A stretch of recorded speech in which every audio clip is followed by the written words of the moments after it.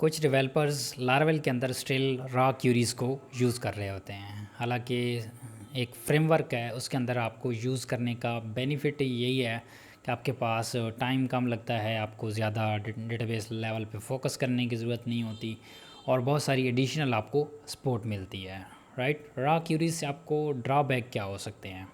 सबसे पहला ड्रॉबैक ये है कि आपका टाइम ज़्यादा लगता है। ऑफ कोर्स आप एलोकेंट की वजह से एक स्मॉल से मेथड्स कॉल करने पड़ते हैं और क्यूरी आपकी बन जाती है। कोई रिलेशनशिप बनाना है, आपको कोई भी जॉइन बनाने की ज़रूरत नहीं है, जस्ट आपने रिलेशनशिप डिफ़ाइन किया और उसको आपने कॉल करना है। मल्टीपल जगह पे चाहिए, मल्टीपल जगह पे आप कॉल कर दो और आपके लिए joins automatically behind the scene apply होंगे। 1 to 1 लगाना है, 1 to many लगाना है, लेफ्ट जॉइन लगाना है and so on, everything will be handled by the Laravel. Next जो आपको ड्रॉबैक होगा वो ये है कि अगर आप एसक्यूएल के एक्सपर्ट नहीं हैं, आपको बहुत ज़्यादा इन डेप्थ नॉलेज नहीं है कि जब आप क्यूरी लगाते हैं, लेफ़्ट जॉइन लगा रहे हैं, राइट जॉइन लगा रहे हैं, तो उसके पीछे परफॉर्मेंस आपकी कंप्रोमाइज़ हो सकती है, आपकी क्यूरी स्लो डाउन हो सकती है।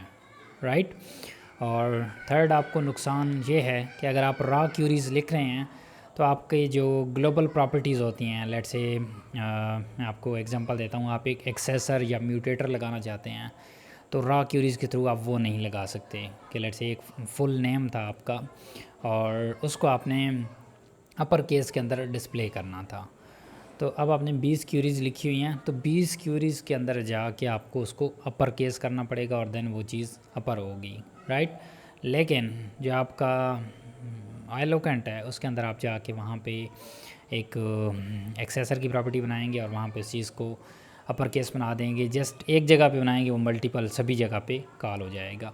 तो ये इसका बेनिफिट है। इसके अलावा और एलोकेंट के बहुत सारे प्रोज़ हैं, राइट, लाइक बेनिफिट्स हैं, जिसमें आपकी क्यूरीज शॉर्टर होती है, रिलेशनशिप्स बनते हैं, उसके अलावा आप क्यूरीज लगा सकते हैं, ग्लोबल कॉन्स्ट्रेंट्स लगा सकते हैं, ठीक है। उसके अलावा आप लोकल स्कोप भी उस पर अप्लाई कर सकते हैं, ठीक है। आपकी क्यूरीज़ मैसअप, आपका मॉडल नहीं होता, आप मॉडल के अंदर ही वो चीज़ डिफ़ाइन कर देते हैं और आपका कंट्रोलर मैसअप नहीं होता, वहाँ पे आप शॉर्ट सा उसका नेम जस्ट कॉल करते हैं, ठीक है। वहाँ पे आप कास्टिंग कर सकते हैं, डिफरेंट कॉलम्स को डिफरेंट टाइप में कास्ट कर सकते हैं, ठीक हो गया। देन उसके अलावा उस पर आप कोई भी एक बूट के अंदर जो फंक्शनैलिटी हम इम्प्लीमेंट करते हैं, कोई भी ग्लोबल आप प्रॉपर्टीज़ उस पर अप्लाई कर सकते हैं। तो मतलब बहुत सारे बेनिफिट्स होते हैं जब आप एलोकेंट को यूज़ कर रहे होते हैं। जब आप एलोकेंट यूज़ करते हैं तो वहाँ पे फिलेबल की एक प्रॉपर्टी होती है, आपने उसके अंदर जो जो कॉलम्स डिफ़ाइन किए होते हैं जस्ट वही कॉलम एक्सेप्टेबल होते हैं। तो हैकर्स के लिए उतना ही टफ होता है कि सिर्फ आप स्पेसिफिक कॉलम एक्सेप्ट करते हैं, वो कोई अपना एडिशनल कॉलम ऐड नहीं कर सकता। बट रॉ क्यूरीज़ के अंदर आपको इन सभी चीज़ों की खुद ही टेंशन लेने की ज़रूरत होती है। तो इसलिए मैं आपको रिकमेंड करूँगा कि हमेशा हमेशा आप यूज़ करें, रॉ क्यूरीज़ से प्रिवेंट करें, आप एलोकेंट यूज़ करें, क्यूरी बिल्डर यूज़ करें। जहाँ पे आपको लगता है कि एलोकेंट परफॉर्मेंस वाइज यहाँ पे इम्पैक्ट करेगा, बहुत ज़्यादा लार्ज डेटा सेट है, वहाँ पे आप क्यूरी बिल्डर लगा दें। क्यूरी बिल्डर से सॉल्व नहीं होता तो आप रॉ क्यूरीज़ वहाँ पे आप राइट कर सकते हैं, राइट।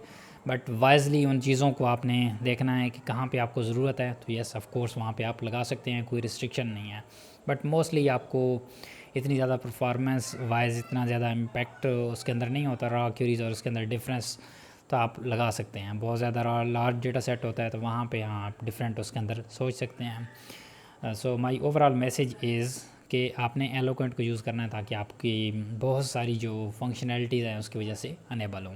तो इस तरह की और टिप्स के लिए जिसमें लारावेल के स्पेसिफिक लारावेल डेवलपर्स की mistake, production issues, than general Laravel general developers issues, ठीक है, बहुत सारी चीज़ों को मैं कवर कर रहा हूँ इस ओवरऑल सीरीज़ के अंदर।